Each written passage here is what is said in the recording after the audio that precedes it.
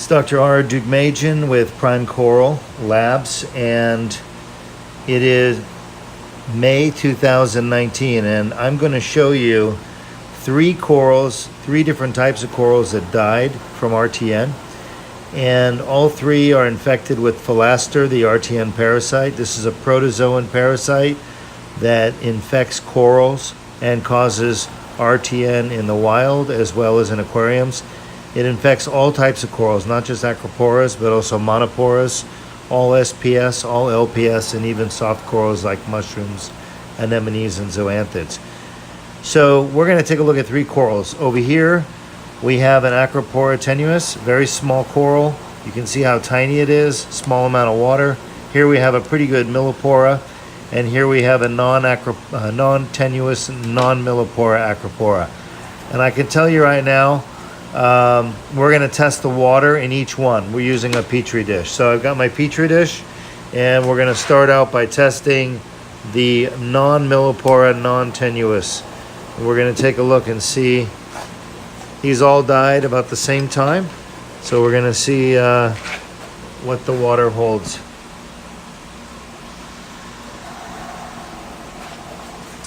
So, not seeing a whole lot of activity there. A lot of zooxanthella in the water.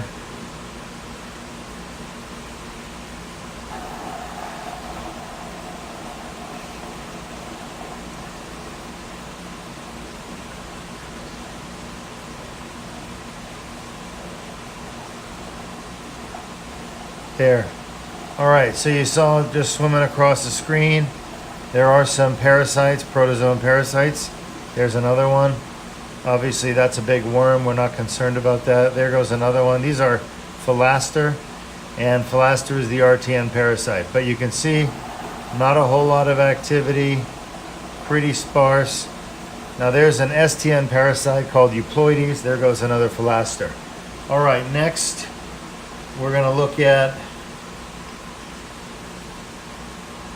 the Acropora millipora. Again, this coral RTN the same time. And we're going to take a look at its water that it's been sitting in overnight.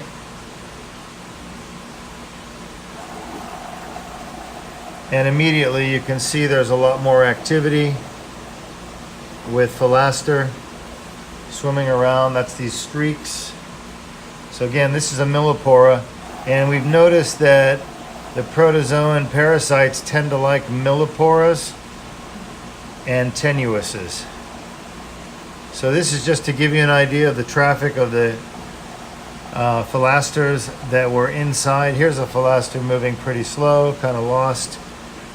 But these are all Philasters, you can see.